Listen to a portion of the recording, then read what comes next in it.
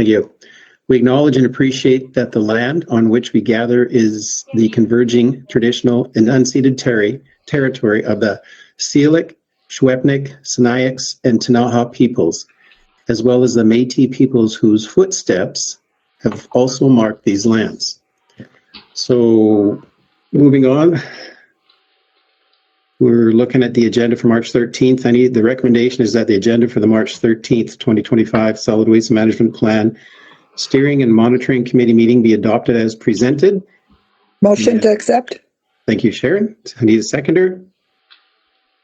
Thank you, Linda Kay. I'll second. Yep. Thank you. Anybody opposed? Seeing none, we go to item number 4, which were the minutes from the June 16th, 2025 meeting are presented. The recommendation is that the minutes of the Solid Waste Management Plan Steering and Monitoring Committee meeting held on January 16th, 2025 be adopted as presented. Can I get a mover, please? So moved. Linda Kay. Thank you, Linda Kay. And a seconder? Oh, I'm going to say thank you, Bill. Anybody opposed? Seeing none, we're going to go on to item number 5, unfinished business, is the Selmo Compost Facility Tour, May 8th, 2025. I'm going to turn this over to Janine so she can talk about the options, if that's okay, Janine? Yep, by all means. Thank you, Chair. So we've been talking about doing a tour of the Salmo compost facility for a wee while now. And at last meeting, we had picked May 8th as the day to host and go over to the RDCK facility. So BA has come up with 3 different options of sort of itinerary for your consideration. And what we're looking for today is some guidance on which option you would prefer. The first one, obviously, is starting pretty early in the morning. It'd be meeting at the office here in Trail. So we wanted to look at some other options that were a little bit later, understanding the travel distances for those folks over in the Boundary.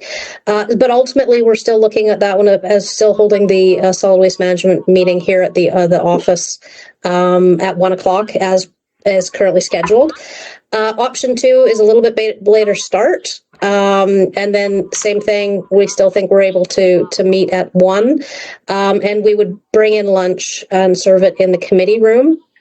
Both options, 1 and 2, have lunch, both one at 12 and one at 12:30. So slightly differential timelines, a little bit less time for lunch. And then the third option would be a 10 o'clock start, and then that would ultimately require us to move the solid waste meeting to a 2 o'clock start, with lunch being quite late from 1:30.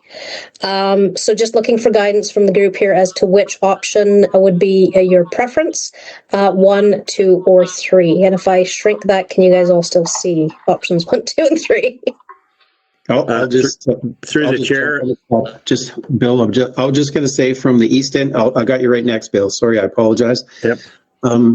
Being over here at the East End, I'm personally open to anything. So I'm thinking of the folks from the Boundary side. What would work best for them? Bill, go ahead. I had the same comment. Okay, let's go. I'm okay with any 3 options. The person who travels the furthest should have a say. Absolutely. So how about you folks from the Boundary? Yeah. Go ahead, Linda Kay. Sorry, through the chair. I'm unlikely to attempt. Unlikely. And Unlikely. Richard says option 2 would work for him. Sharon? Yeah, I was happy with option 1 or option 2. I don't mind getting up early. It's May, so it'll be light. We're hoping. Okay. Does anybody else want to chime in with any comments or anything? I don't think, looking at the list of folks on yeah. So I think it might be option 2, Janine. I'm not sure. What do you think?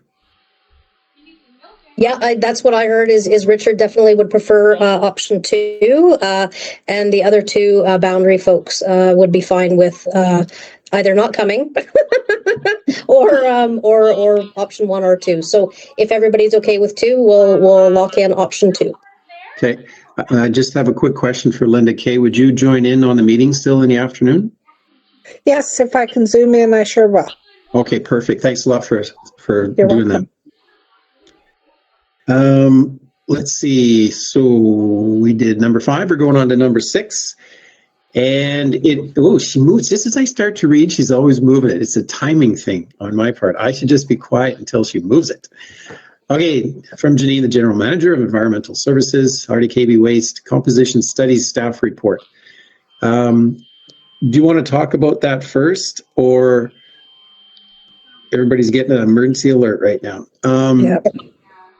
The recommendation, I'll just read the recommendation, and Janine, I think if we get a mover and a seconder, then we can have a conversation. The recommendation is that the Solid Waste Management Plan Steering and Monitoring Committee accept the staff report. If I get somebody to move that, please.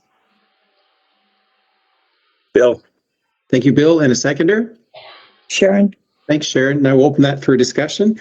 Janine, I think I'll put it over to you first, and you can talk about it if you don't mind.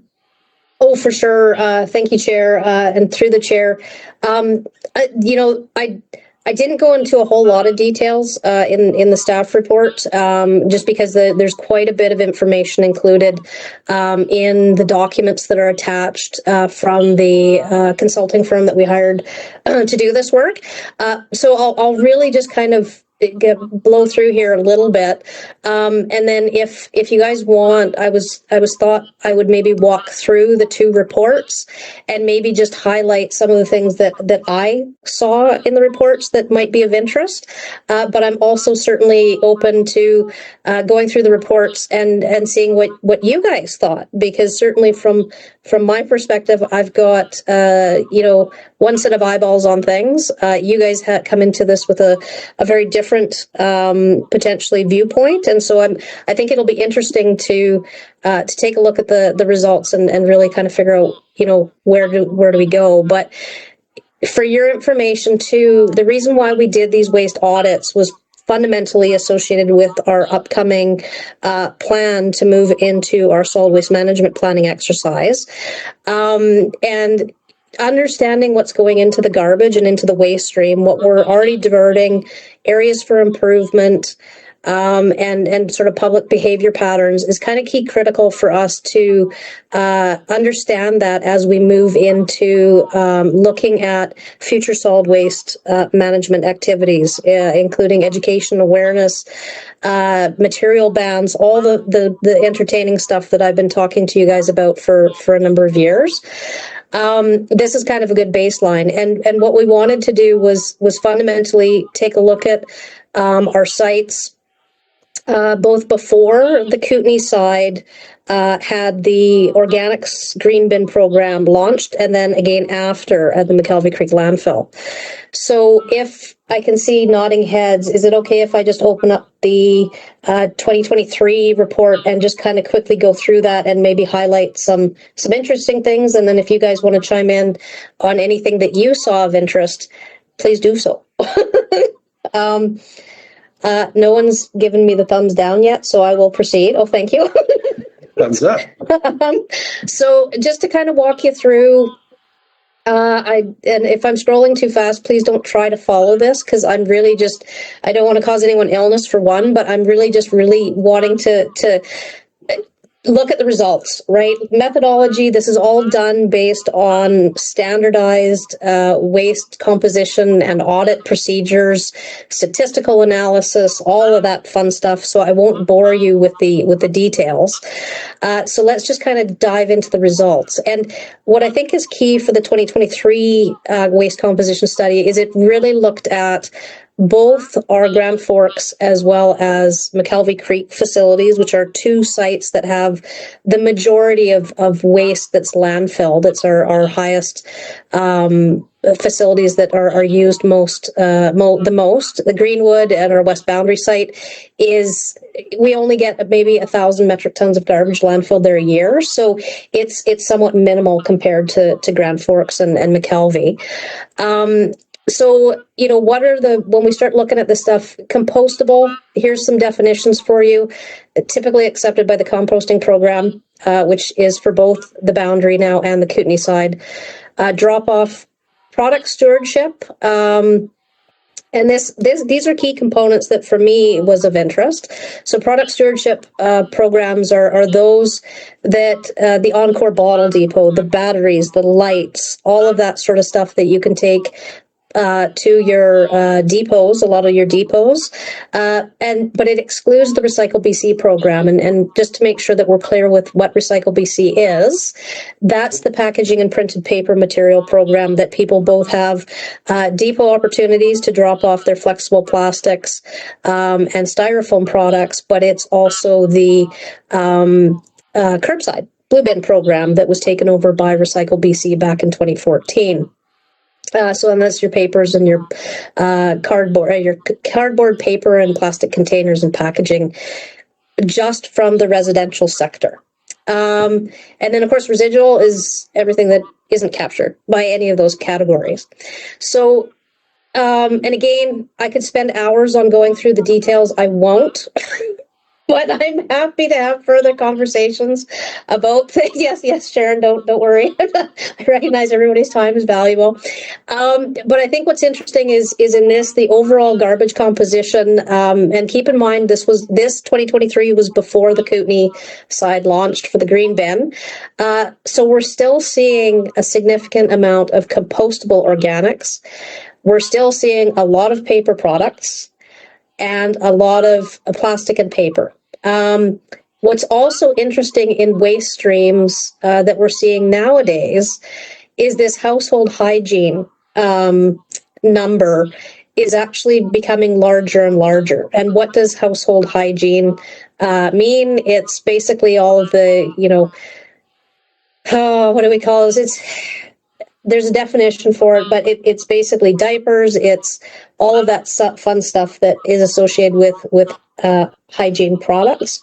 Oh, we got two Richards now. Woohoo! So we're still seeing metal, even though we have metal diversion programs. Building materials, electronic waste is big. Household hazardous waste, thank goodness, is small. Keep in mind, all of these percentages are based on weight. So when 14% is by weight is plastics, you all know how light plastics are. That's a pretty good indicator that that's actually a huge volume of material. So just an interesting kind of, and again, this is just a snapshot in time of when, and this was done in September of 2023.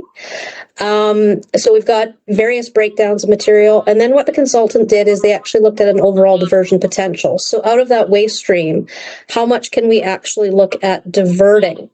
And again, compostable, drop-off, residual, recyclable.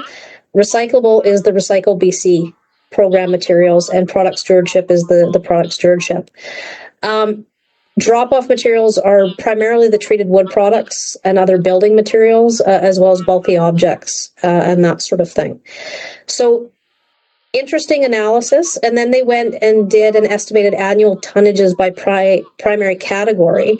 So it breaks down for you, if we broke up our entire waste stream tonnage that we landfill annually into all of these different components, how many tons that we could actually divert if we had 100% diversion. 100% is never realistic. Even 80% is somewhat unrealistic of a diversion. At best, you're doing really well if you're in the 60 to 70% diversion for product materials. And again, they go divertible, so they break these down. Again, it's just an interesting way of looking at the waste stream. And then we break it down further into, because we have various folks that are using our facilities.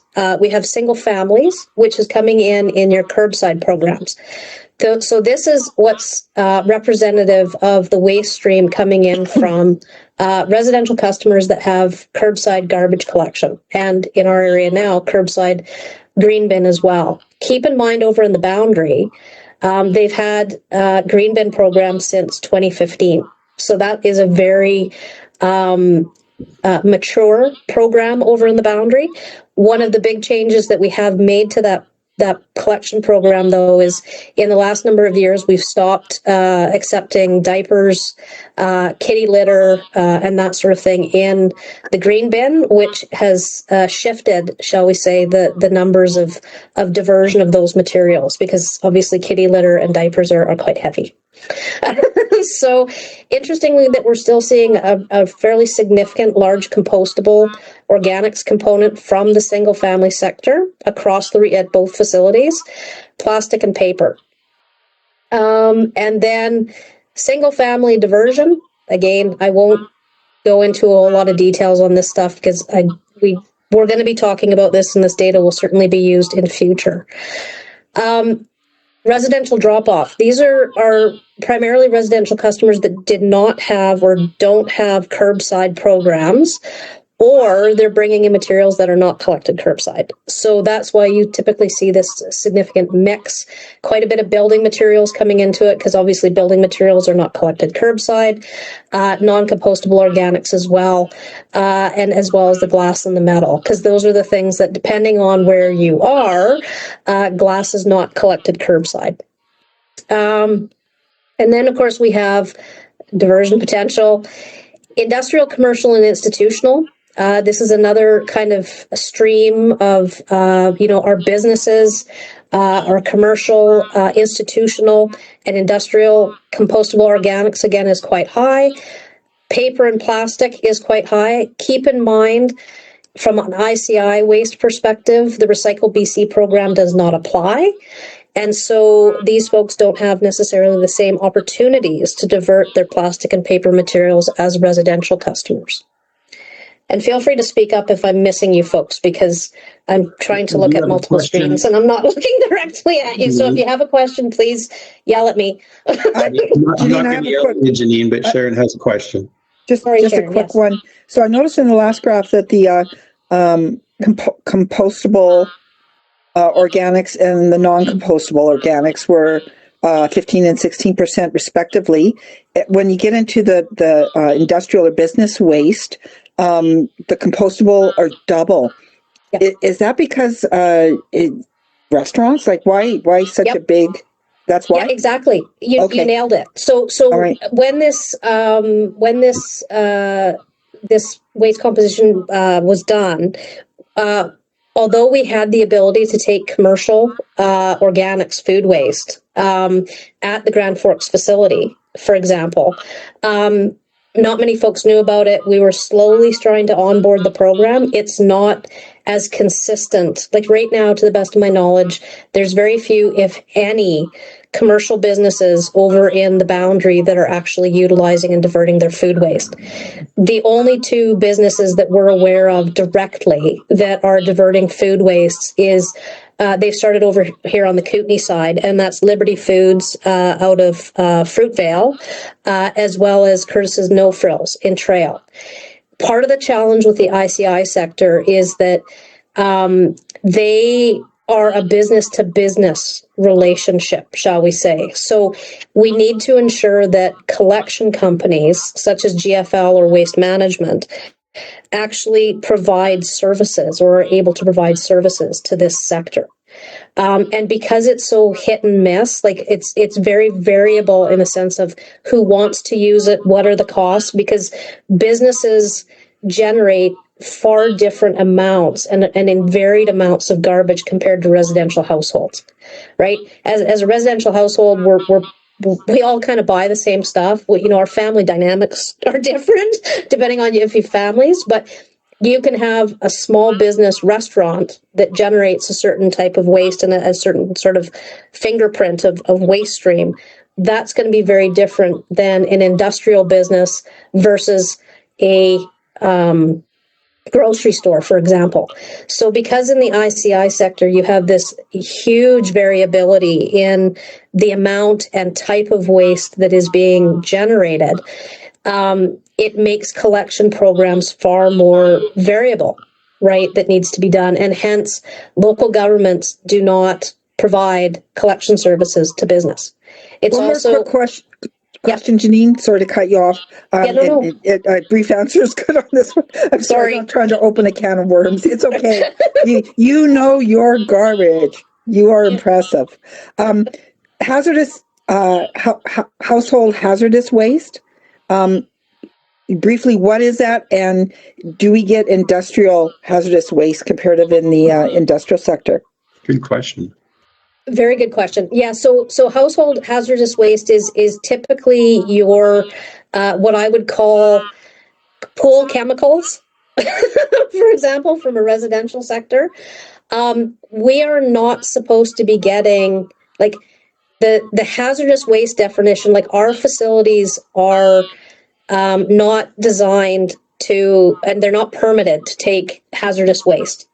And that's under so this household hazardous waste is very residential specific to products that we still shouldn't probably be getting. But there's there's not as many programs available for household hazardous waste as there is for some of the other product stewardship programs. For example, pool chemicals. So that's why you tend to see. So typically, no, we don't see hazardous waste or these types of products coming from the ICI sector. That's why you see it as such a low number, although some is still coming in. Thank you. Yeah. Cool. Anybody else before I move on? No. Okay. Oh, sorry, Terry. Did you? No, I'm just looking for hands myself. So. Okay. Cool. So again, diversion potential, commercial drop off, very different pie charts. So again, sort of interesting commercial drop off type stuff. Again, building materials is a big one, and plastics, household hygiene, 2%. Drop-offs, case, sorry. McKelvey Creek, so that was the overall. And then what we can do is actually break things down into site by site, because the reason why we did this is we really wanted to look at what a McKelvey versus Grand Forks waste audit looked like, because again, Grand Forks has a far more mature organics diversion programs compared to, at this point, we didn't have anything over on the McKelvey side. So I won't go into a huge amount of detail because like I said, I want to be conscious of time for you folks. But certainly at McKelvey, we had significant compostable organics component, significant plastic, and significant paper. Going down to the residential drop-off waste composition, the compostable organics, 15%. Building materials 26. Again, this is a drop-off component when people don't have curbside. And then again, the ICI sector, we're seeing compostable organics, plastic, paper, and the non-compostable as being a significant amount in these material loads. Then if we look at commercial drop-off, again, diversion potential, sorry. Then when we get into single family for Grand Forks, this was the interesting part that flagged for me. So single family Grand Forks, we're still seeing a significant amount of compostable organics in the waste stream. This is, so the folks that are using our program are doing a very good job of it, but clearly there's a significant number of folks that are still not, and they are putting continue to put compostable organics into the waste stream. You'll see now household hygiene is 20%, which is rather interesting. And this is where the household hygiene, pet waste, and personal hygiene products. Pet waste is 14% over in the boundary coming into Grand Forks. That is a lot of pet waste coming into our facilities. So again, this is where you start to see really interesting diversion type things. Linda Kay, you've got your hand up, if I may, Chair. Yep. My thought through the chair was that a lot of this may well be generational. Do you think I can get my husband to put out the recycle? He's not in the house right now, so I can say that he will not use the curb pickup. He puts everything in the pickup truck and drives it. He will not do it. And it's not worth me, you got to pick your battles. So I'm assuming compost, which was originally a battle when I was first married 100 years ago, is an issue for some folks. It is not at our house now, but yeah.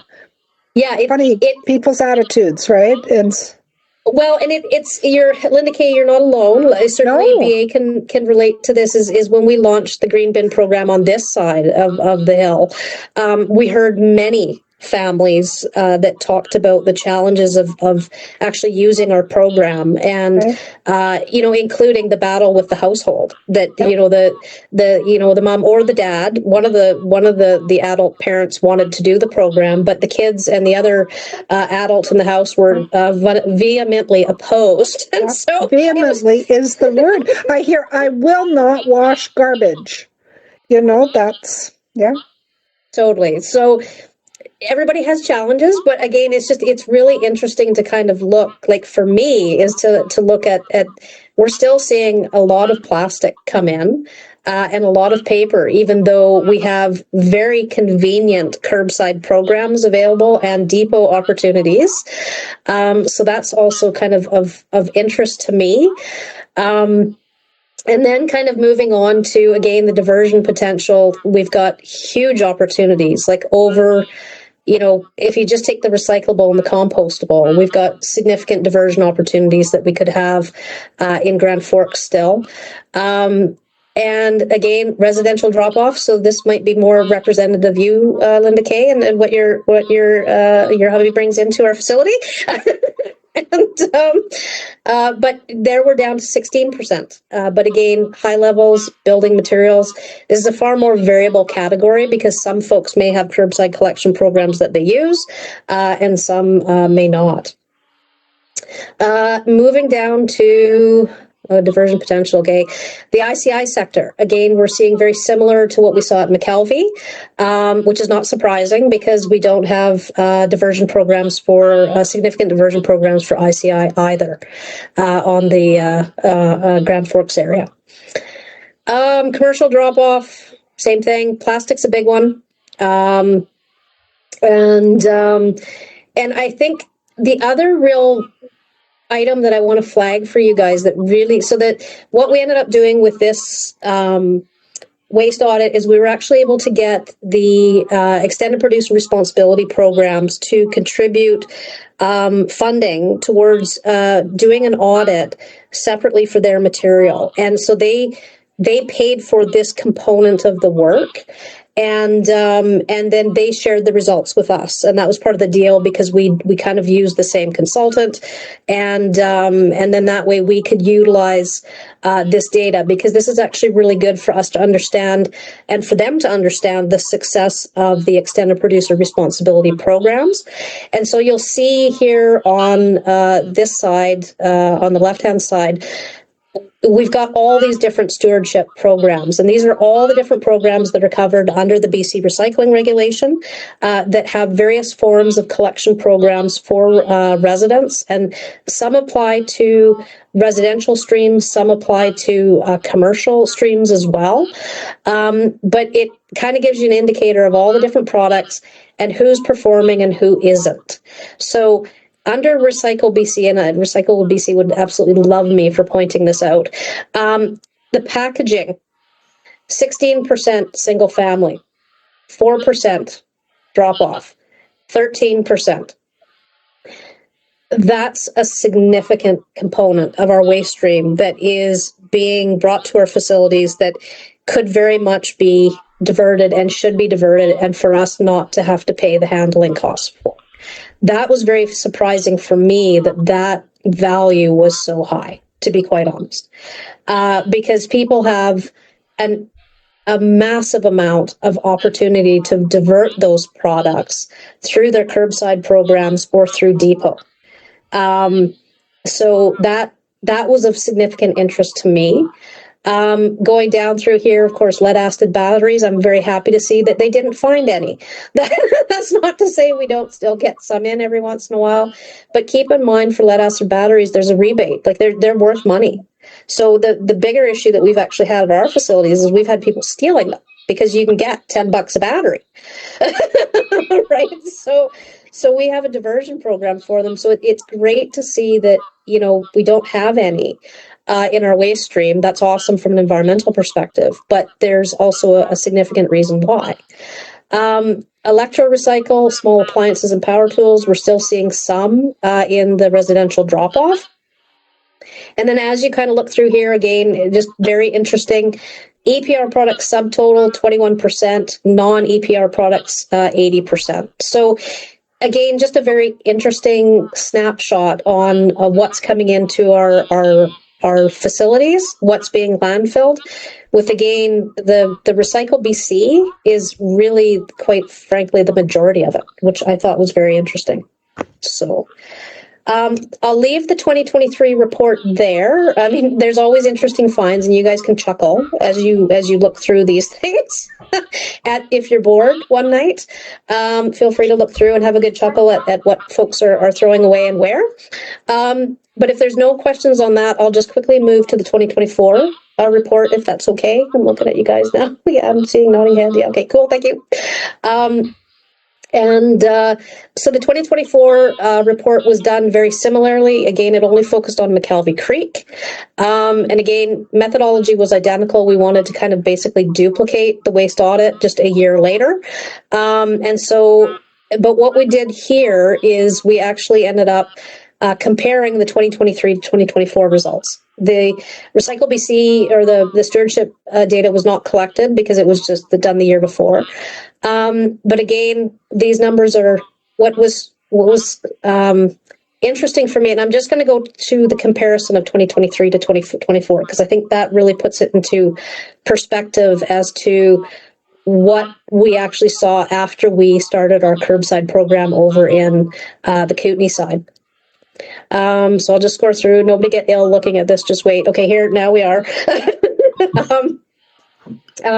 2023 to 2024. So looking at, and do you guys want me to squish this a little bit? Can you still see this if I squish it down?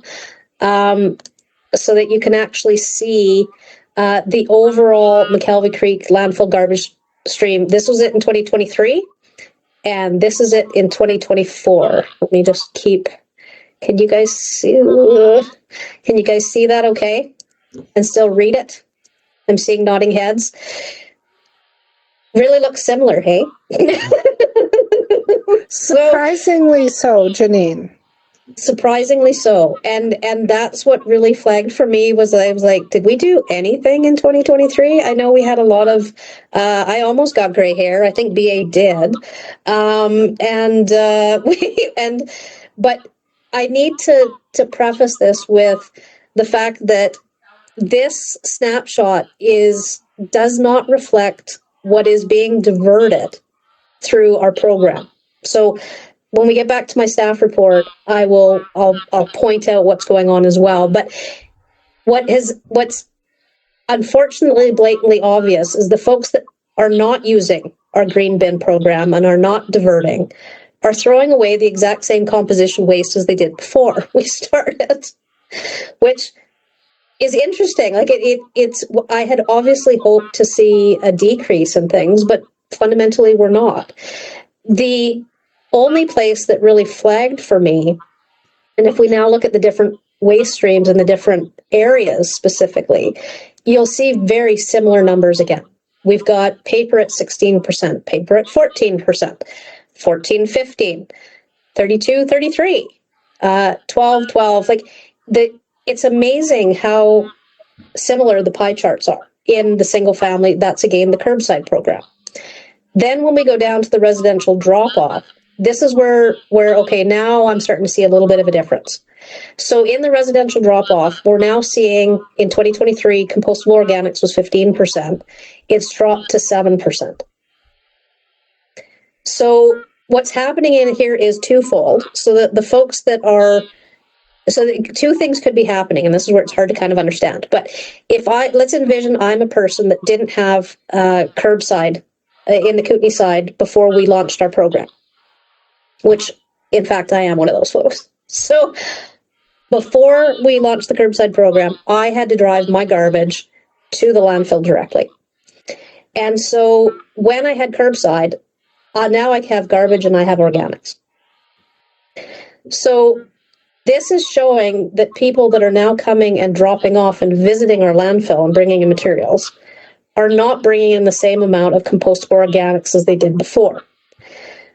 they're either, and they're hoping to be using the green bin, right? Or the reason why we're also seeing this differential in numbers is because they're actually using the garbage curbside program, and they're not even coming as as residential drop-off anymore.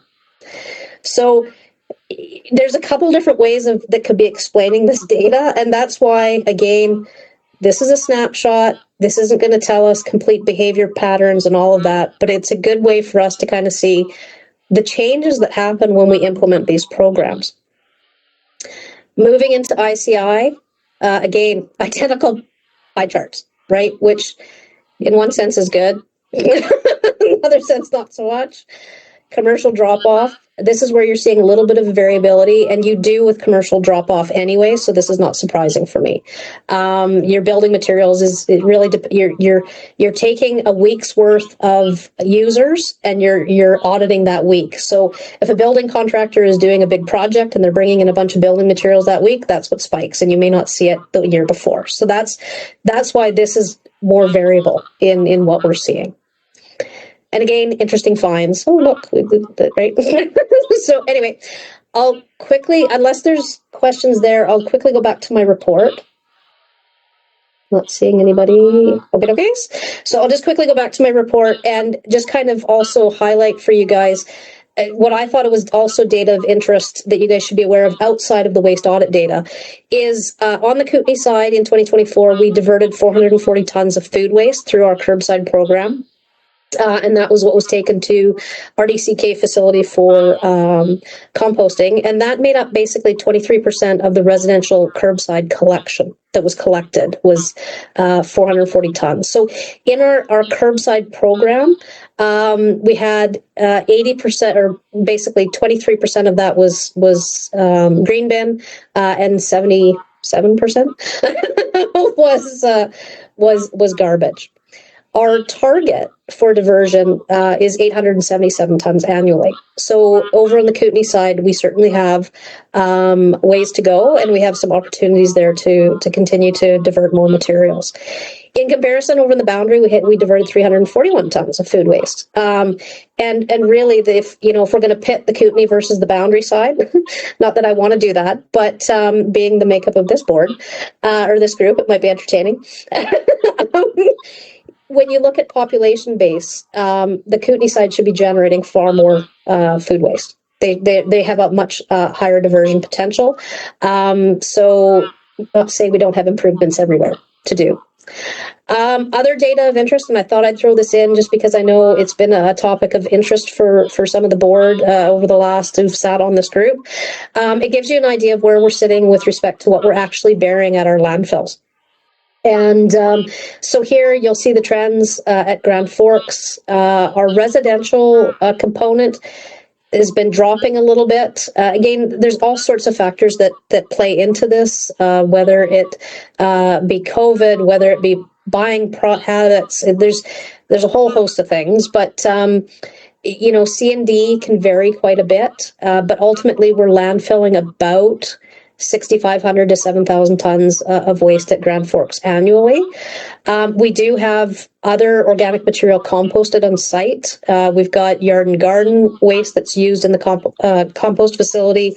We have the curbside organics that you can see back in 2021, we have 556, and then it's been dropping off.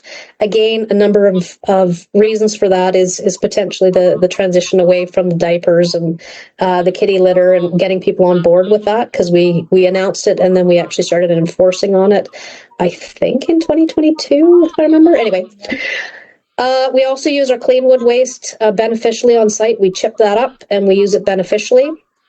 At McKelvey, the numbers are kind of broke down similarly, but what I wouldn't look at 2023 too much because we didn't have the weigh scales in place for a significant period of the year during the construction of the upgrade of that facility. But certainly what we've seen historically is the amount that we landfill at McKelvey Creek is more than 10,000 tons a year, and it dropped in 2024 to be less than that. And I'm thoroughly excited about that number because ultimately that 10,000 tons is tied to the landfill gas regulations. So that's a very good indicator. It's not the be all end all. We still have a ways to go, and we still need to divert as much from that facility as possible. But that I was quite happy to see. It's a combination of a whole pile of stuff, though. And other than that, I will leave it there. I know that's a whole lot of information, and but certainly happy to answer any additional questions at this time, or anything else that you guys might want to chit chat about. Sharon has a question. Sorry, Sharon. Director Gibbs. Sorry. Hi, it's me again. Not so much a question, but a comment. Looking at the organics comparatively between McKelvey and Grand Forks, what was it, like 440 tons to 3 metric tons to, I can't remember the stats. Very close, and like you said, the Kootenay side should be generating so much more. I also find that disheartening on our side, because Tammy Battersby has been presenting to the Boundary Services Committee with copious amounts of food recovery that's not going into the landfill as well. So keep in that's a mind. concern. Yeah, no, and keep in mind, this is only what's being collected through our program. So for both sides of the hill, we've been very adamant about still encouraging folks to backyard compost, right? So even though it looks like a little, right, it could very well be that because of the rural nature of your area and of the boundary, that people aren't using our green bin program. And that's not necessarily a bad thing. It could very well just be that they are doing their stuff on their own property. I've talked to a number of folks actually at the town halls, especially when I was at Area D town hall, and it was the World Cafe style, and I was trying to hand out, hey, do you use garbage collection? Do you use our green bin program? Your collection days are changing and stuff like that. And I had a significant number of people say, well, we don't actually use your program because we backyard compost. And I said, oh, perfect. We want you to continue doing that. So this doesn't capture the food waste that Tammy's group, for example, would be diverting up front. It doesn't capture, like over on this side, we've got a number, like Ferrera Foods on this side, for example, they donate a whole pile of day-old bread and stuff like that to our soup kitchens, to our, folks that are a bit more challenged. Many of our businesses, especially of our grocery stores, do that all on their own. We're not seeing any of that good diversion work. So definitely, there is still organics coming into the garbage stream, but what we'll end up doing is, as we delve into the details of this data, we'll be able to kind of look at, okay, is it coming from the commercial sector? So, a lot of that organics that you're seeing might be actually being generated by the commercial sector over in the boundary. If that's the case, we need to improve commercial diversion of organics, and how do we do that? So, Thank you. Yeah. Next question will be Director Winman. Hey, Janine. I guess what I'm saying is, believe it or not, I did try to read these things, and I started to lose focus because there's so much data there and trying to figure it out. I'll be honest with you.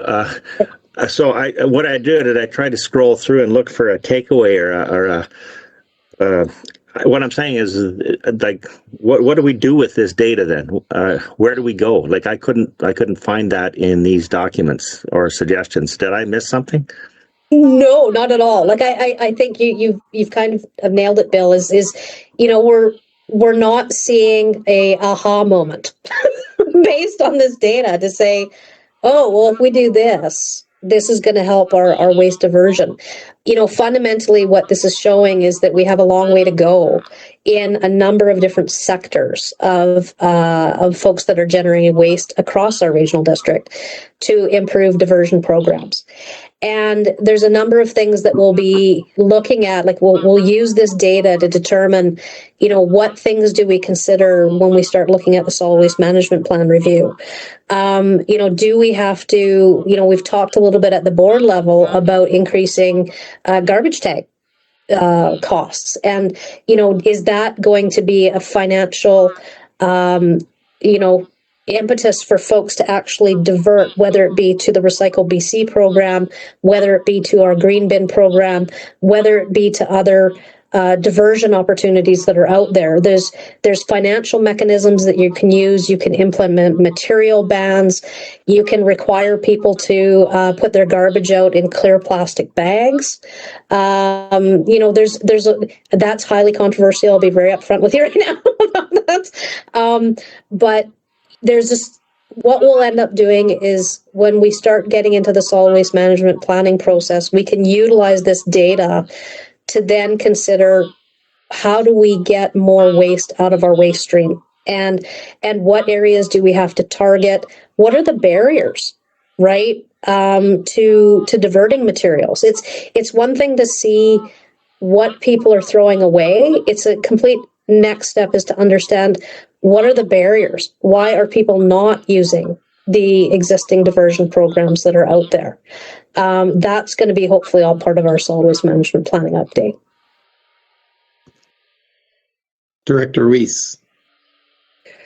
So, through the chair, this is all very interesting. And as I think about I was going to make a comment about Area D and being rural, is because it changes, I think, and partially generational, the way we look at garbage, because we do diversion before it hits the garbage can, right? What can be composted, what gets fed to the dogs, what goes to the chickens, what goes to the burning pile, what goes to the manure pile. It's amazing how little garbage we generate. But I wonder if those thoughts are then part of where the RDKB should consider going, right? As opposed to my generation, all the Gen X, we threw everything out. Our parents were thrilled to use disposable and things we can throw out always. And that's changed a bit, but I don't know if people who live in town without manure piles or burning barrels or any of those things have those thoughts. Alan hates it when he's going to the dump and I walk past the garbage truck or the back of the pickup and I go, oh, can't you use that piece of wood for something else, right? Or there's so many questions, it drives them nuts. But we need to think about what leaves our home to go into the landfill, right? The amount of plastics is horrifying me. I pay attention to how much plastic I bring home from the store. I think we all do now. And is that a logical step out of these discussions to start encouraging or educating or rewarding somehow the diversion before it hits the leaving the house? If I may, Chair. So certainly, yes. I mean, our whole diversion program and the success of our program starts at the household. It starts at the business. We have sort of a multi-stream recycling program or multi-stream diversion that starts with the person. And the whole idea of what we've tried to do with the garbage tags is to make it financially encourage people to divert before they get to the landfill, to make it, some people, and there's a lot of fine folks across the regional district that do this because they want to from an environmental perspective. There is a number of folks that are not quite convinced of that, and or they have other challenges associated with taking that step. And so that's where we try to use financial incentives that, we have $120 at a ton and $4 a bag at our landfills versus $3 at the curb, because we're ultimately trying to get people to use their curbside programs. But we'll be looking at sort of all of those aspects of how do we get people to divert more where the opportunities exist.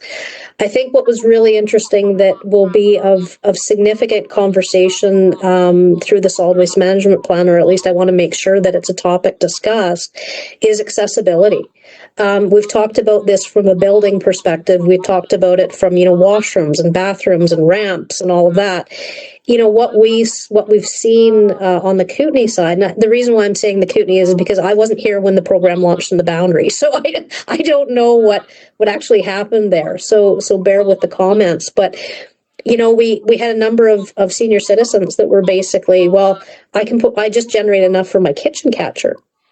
And you can't use that at the curb. Like, it's not rodent resistant. It's too tiny. And so they're throwing their hands up going, well, then I can't participate in your program because your bin is too big and stuff like that. So I think, there's a combination and a number of reasons that's influencing people's behavior, and why or why not they're using our diversion programs. So understanding that, I think, is going to be key critical to where we move forward and how we move forward with these programs in promoting them. I see Director Dunstan has his arm up. Go ahead. Can you hear me? Yep. Cool.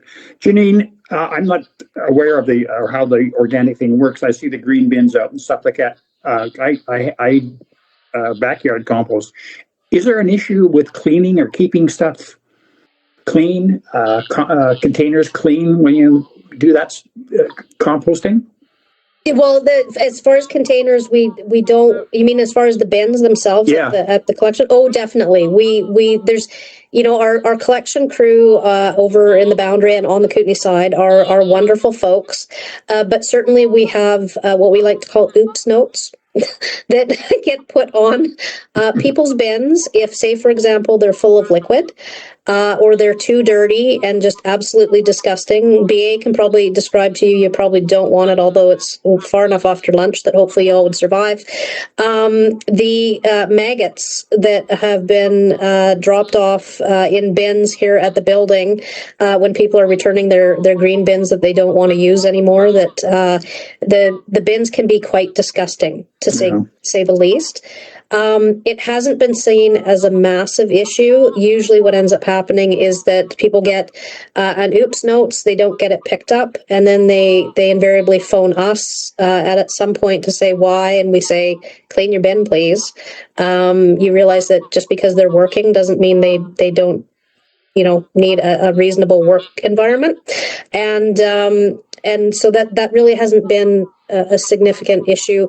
The bigger issue that we're seeing is the accessibility and people wanting to use the kitchen catchers at the curb, unfortunately. Okay. Anybody else have any other questions at this point? I just want to make a quick comment here. When I first started on the Solid Waste Management Plan Committee a couple of years ago, I never thought I'd learn this much about garbage, and I'm being serious. And take that into consideration when people are filling their green bags at the curbside. They don't have a clue. As much as Janine and her staff have tried to educate the public, some people have listened, and some people, whether they didn't listen or couldn't or chose not to, I'm not sure. Where do you think we go from here, Janine, or even BA? I don't want to hold BA out of it if he's got any comments, and I'm not trying to overstep your authority, Janine. I like BA. I want to hear from him too. Totally. No, that's totally fine, Terry. BA, feel free to chime in on from your perspective, because you get all the angry phone calls. I only deal with the really bad ones that you can't effectively deal with. So. Oh, thank you. And thank you, Terry, Chair. It's kind of a constant thing for us where people ultimately change is a big one. And Linda Kay, you mentioned this. I do not do well with change personally. And to get into that mindset of changing our behavior, once we have a solid system in place for our individual circumstances, then it's autopilot. Just like we all, when I was a kid, put everything in the garbage can or the backyard neighbor's burning barrel. That's what we did. So then all of a sudden we have to, back in the 80s, divert our cans into another thing because they were just recycling cans. No way we can do that. So once you figure out those systems and once we get it into play, then it's essentially simple. What I do in my household, what Janine does in her household, what Terry does in his, are all a little bit different, but those systems work for our individual circumstances. So that's one of the main things I try to educate people on is how can we best make it and set it up for you individually. But back back to what you said at the beginning, Linda Kay and Janine. I've chatted with a few people that they're like, I've tried so hard to get this green bin program going. I have a family of 4 and I just could not get any traction. And I understand the frustration. If there's one person out of a family of 4 that's trying, and they're constantly pulling things out of the garbage can, giving up is the easiest solution. So, it's just a matter of trying to get those household members on board. Will it take a $5 garbage tag, a $10 garbage tag in order for this to occur? Hard to say. These are all kind of roll the dice unknowns. I'm sure it would definitely increase participation somewhat, but it's kind of a constant thing. And we try to tell folks here in our Kootenay region, and in the Boundary as well, how can we help? Like, we're here to help. We're not here to tell you what to do, but we're here to help. These are the systems we have in place to divert our materials. How can we help you get that teed up in your household? And it's challenging. I enjoy it because I like to see successes, but for those folks that have constant garbage bags at the curb every single week that are at that 50-pound mark, guaranteed we know what's in those garbage bags, organics and recyclables. So it's a constant battle. We're here to help. Thanks, BA. Appreciate that. Thank you. Director Windman, you have a question. Yeah, I guess it's more of goes back to the data. What's our takeaway? Where do we go from here? But I like what BA said, change is a constant. However, nobody wants to go through it. And I'm old enough now in my 3rd term to remember when the Village of Fruitvale went over to recycling bins and actually making people pay for garbage. We had people throw garbage bags at our village office and dump it all over the place. You didn't have the internet then, but I'm sure if we had, it would have been the same thing that we went through this green bin fiasco. So I think what you have to look at is, like, the majority of people in Fruitvale now recycle, and they're not throwing garbage bags all over the place. So it takes time to get over there. And, all the objections that I received, I had 3 main factors. I said, you know what? This is the way we're going because the BC government has directed us to go that way. Do you want to drive 200 miles to a landfill site? No. Okay, so we have to save our landfill site, number 1. But I said it's a free country. You have a choice. You can put all your recyclables and that in the garbage and it will be taken away, for the next couple of years. Eventually we'll figure out how to stop you from doing it, but it's a free country right now. If you want to complain to somebody about landfill sites, complain to your MLA. Because the BC government is mandating we go down this road. And I think we're doing a great job of trying to go that way. So that's what I've told people, and now they don't talk to me anymore.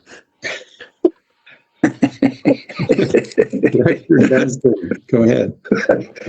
2 things, BA, just for information. We've tried 2 things in Midway. We have a community bottle collection center. And we've picked up tons of stuff, I'll tell you. And we also have the community garden compost pile. And more people are starting to use that in terms of garden waste, yard waste, and even household waste. And we deal with it. So we are trying to help. And I think change is happening. And people are becoming more aware. I think we need to keep the push on advertising what we do with solid waste. And some of this, that report is huge, but to take it piece by piece, send us a piece to Midway, or I'll have a piece, and we'll put it in our newsletter, and just keep plugging away at that advertising. Thanks. Thank you. Anybody else? Yeah, regarding pet waste. So that was a big one for me. Luckily, I live on acreage, but I have big dogs and cat boxes, right? And I was using the green bin with the paper liner, and now I've chosen to. I have chickens, so I take the manure rich, put it in my good compost, and then I layer the shavings and whatever with the pet waste. The reason why it wasn't taken in, would that be because of medications that the animals might be on, or I'm just wondering why that, what's the reasoning behind not using that in composting? Yeah, it comes down to a bit of a health and safety issue at the curb. We had a number of folks that weren't necessarily putting it in bags appropriately. Pet waste also typically, especially when it comes to dogs, they're picking it up in the plastic bags. Right, and we don't have any plastics allowed at all in our program. So there's just a kind of a number of complexities that we're finding with the kitty litter and pet waste, as well as obviously the diapers. So it's not to say that it can't be done, but certainly we it's just not something that is really great for a curbside collection program, to be quite honest. I see. People weren't complying with how they were supposed to dispose of it in the green bins. And another quick one, and this has stopped me as well. We had the little brown buckets with the white lids that were given to us. I love those. And I used to go to the hardware and buy they called them compostable paper liners, but they seem to have like a thin film of plastic type thing that said it was biodegradable. And I was using those as well, and was told I couldn't, and hence we're 100% organics on the acre here. Do those not break down? So, and BA, I can let you speak to some of this, because certainly you've been doing a whole pile of research when it comes to biodegradable plastics. But in a nutshell, our program accepts the bag to earth bags, which are a type of craft paper bag that has a cellulose based liner. Good job, BA. Yeah, those were the ones. You do accept those. I thought you didn't anymore. Okay. We do. Yeah, no, we still do. But there's some kind of knockoff versions that are potentially out and about and available in your stores that claim that their liner is biodegradable, and it may not be. Okay. BA probably has a whole pile of additional information on their certifications when it comes to biodegradable plastics, and there's like BNQ. There's a whole pile of certifications, and keep in mind the industry is changing significantly as plastics become developed, because the plastic industry has a vested interest in having their products utilized for collection of our organics. So what we try to do as well is when there's products, we try to actually test them and do test pilot runs through our facilities. And I know RDCK is doing some of that with some of the actual full-on plastic bags that have, I think it's a BNQ biodegradability tag on it. Thank you, BA. BPI, this one. And here. BPI. Yeah. To see whether or not those products break down effectively in their compost facilities. What has changed drastically from a plastics perspective is historically some of the plastic bags and even lined products have claimed compostability or biodegradability, but ultimately it was a plastic-based product that just, when the plastic degraded, it broke down into really small pieces. So it didn't actually degrade properly, which ultimately results potentially in additional challenges with environmental health issues. So, but the industry is changing, and I know BA has been talking to RDCK folks on acceptability of products, and we may at some point in the future see an ability to include a certain type of plastic bag in our collection program, which would obviously reduce the yuck factor for a lot of folks, but it's not quite there yet at this time. Thank you. Okay. Any other questions for this one? If not, we have a mover and a seconder. Is anybody opposed to this recommendation? Oh, she did it again. Seeing none, I guess we move on to item number 7, items for discussion.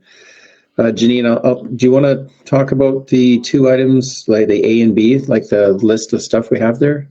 Sure, and bear with me. So we've got. Or maybe what I'll do is with this, I'll bring you fine folks back to here so I can actually see you. Yay! And then I'll go back to that as required, if that's okay with you fine folks. So certainly one of the topics that was brought up was, how do we collect all this data and how are we tracking all of this stuff?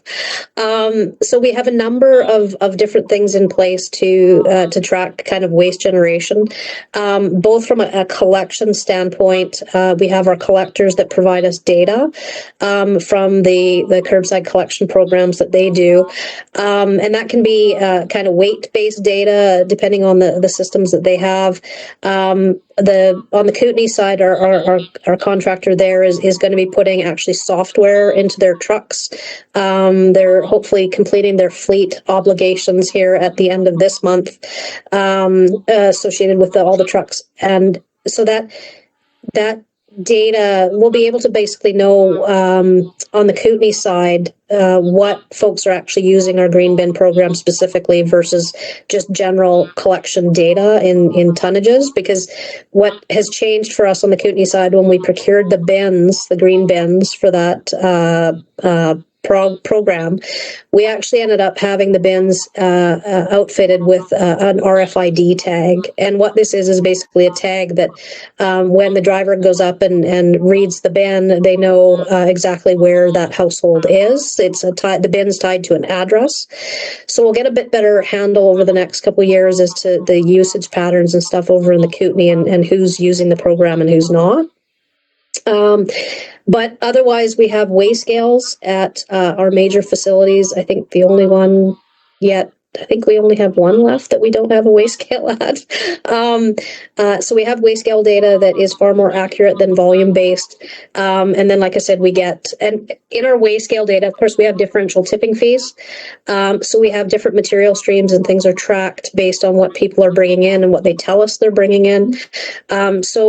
Is the data perfect? No, not necessarily, but we're certainly trying to do it as best we can.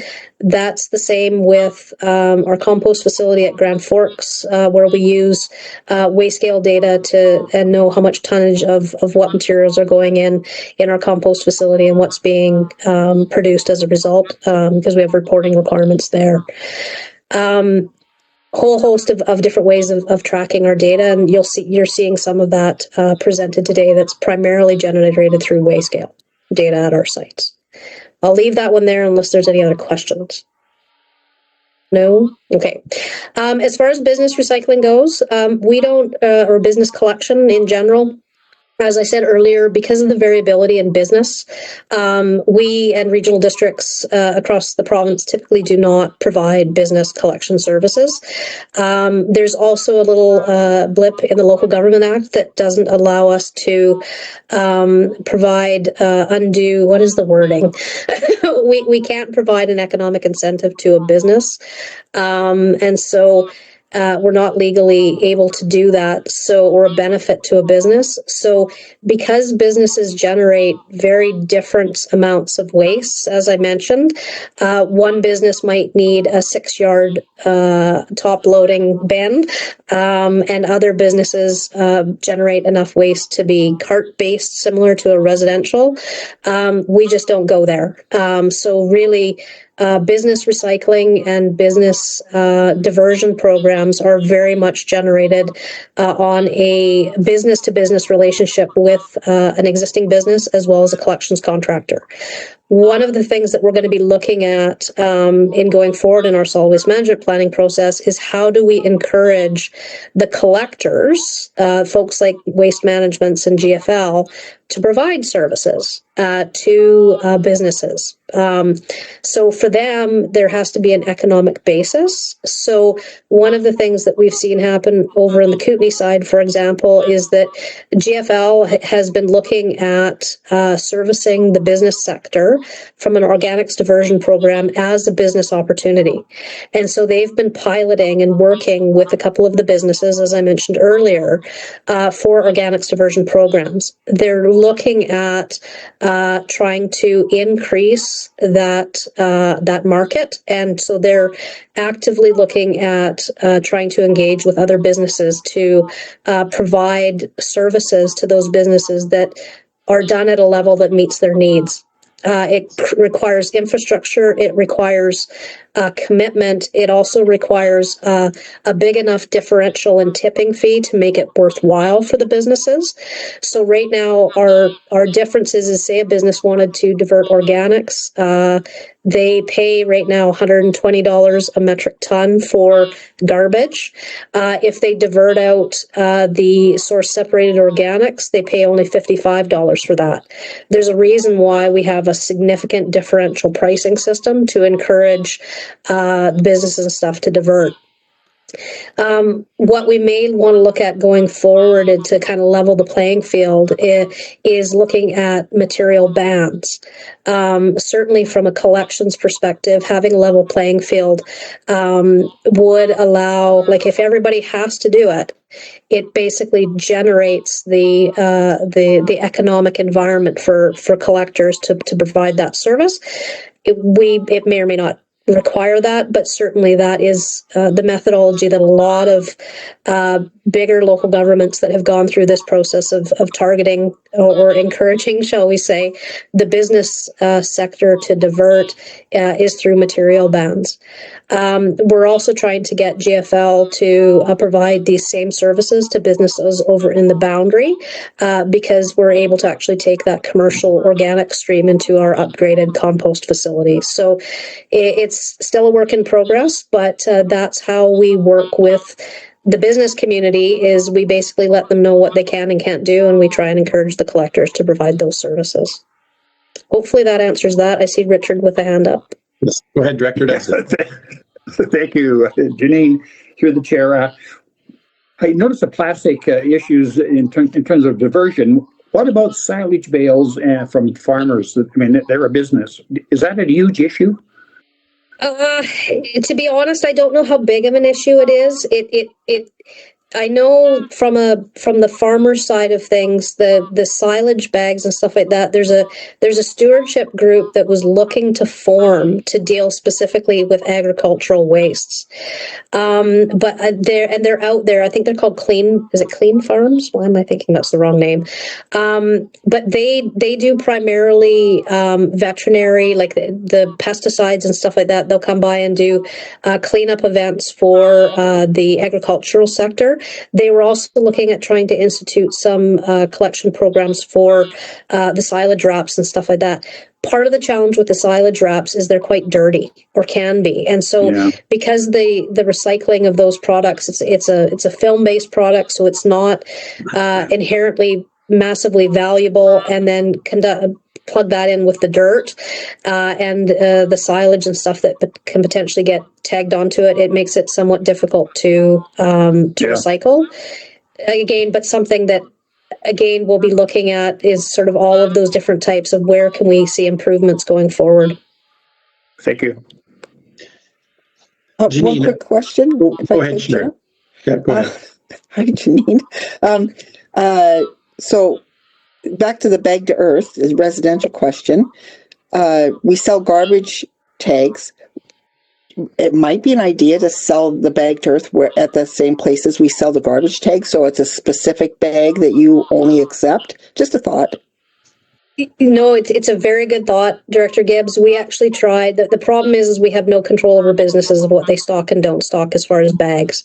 And it's one of the big issues that BA and I have been talking about, that, you know, if we move forward with the ability to accept plastic bags in general, or a certain BNQ or BPI based product, frighteningly, those bags look very similar to if you go to your produce aisle and you pull one of those plastic bags to put your onions in, or your whatever, not mushrooms because those are paper bags, but typically, but you look at those bags and they look identical to the BPI products that could be potentially accepted. So part of the challenge that we have is we have no control over businesses as to what they put on their shelves. And I do know, Janine, that bag to earth, my Home Hardware, when they didn't have them in stock, supply chain, we got the knockoffs. They looked the same, right? It's part of the challenge. Exactly. I get you. Exactly. Yeah. Janine, I was just wondering, you got no Frails and Liberty on this side partaking in the program. Have you heard anything positive or negative regarding their experience with it yet? I haven't, but BA, have you heard anything directly from those two? There's actually, that's a great question. There's an article that came out from of all places, the Nelson Chamber of Commerce, and they actually highlighted Liberty Foods for being kind of the first business to spearhead an ICI commercial program, again, in hand with GFL Environmental. So our local GFL folks here, they are really keen to get this going as well. And so the Nelson Chamber of Commerce highlighted it in order to try to spark business opportunity or other businesses in the Nelson area or any of the RDCK, for example, to try to get on board. It's all been positive. Liberty Foods has been owned by a family for years, the same family, and they work really hard in terms of hiring locals and diverting and all that. And to be honest, they've actually saved quite a bit of money on their garbage disposal fees. So like Janine said, that $120 metric ton versus the 55, they've cut down a lot of that heavy weight organics. They were originally paying 120, now they're paying 55. So they've been able to save quite a bit of money. I think they've also been able to work with GFL in the frequency of their collections. A lot of these large contractors will make you pay a flat fee over the course of a length of time. But if you're diverting, how can that benefit that business? So, so far so good. It's just a matter of, again, getting people on board and getting some traction, having some information. Other businesses might see, oh, Liberty's doing that, we should do that as well, and having a bit of a green stamp on their windows, perhaps, and people really noticing that. It's such a, and we live so rural here that it's such a, it's just a matter of having a program in place that people can follow, and it's almost like having a green bin at the curb. The more neighbors see their neighbors using the green bin, the more they're going to want to use it because everybody else is using it, and so on. But so far, so good with the ICI. It's very fresh with those two businesses. But Curtis at GFL in Trail here, he's trying to get other businesses on board. So, and we're trying to help as best as possible, be a liaison and provide information for businesses. Thanks, BA. Any other questions before we move on? Oh, I'm waiting. Notice I'm waiting this time before I say anything. Hang on. Joint labor management. Oh, there we go. Sorry. Totally. I have my other meeting I'm supposed to be going to. Just a minute here. I got my I got two laptops here, one with the agenda and one I'm following here because sometimes I can't read the one on the screen. So item number 8, are there any late or emergent items from anybody? Seeing none. Item number 9, discussion of items for future meetings. Have we, Janine, do you think we've reviewed some of this stuff? Yeah, I think the reason why primarily I put this on here was to make sure that we weren't losing track on thoughts that were kind of popping up during our discussions. Right. So I just wanted to really put this on and as a way of just keeping track of the list of things that we want to make sure that we cover going forward. Landfill conformance reviews, that's underway. Our consultant that we've hired is actually coming out to our solid waste management facilities March 26th, 27th to do the site reviews. And so then that work, I think, is scheduled to be completed by early July. So we'll have the results of that. And yeah, it's more just a list of things to make sure I don't lose track of what we want to talk about continually when it comes to our solid waste management planning update process. Okay, good. I think then we'll just keep those on there as we go. Oh, actually, if we could put another item on there for future meetings, is just a update on the Big White transfer station and recyclables. Thanks. Good. For sure. Anything else? Anybody want to add to that? Okay. Seeing none. Item number 10, question period for the public and media. We do have somebody from the public online. Tom, do you have any questions?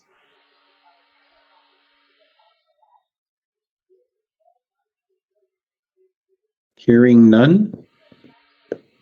Well, there's not a closed or in-camera session. The next one after that is adjournment, I think.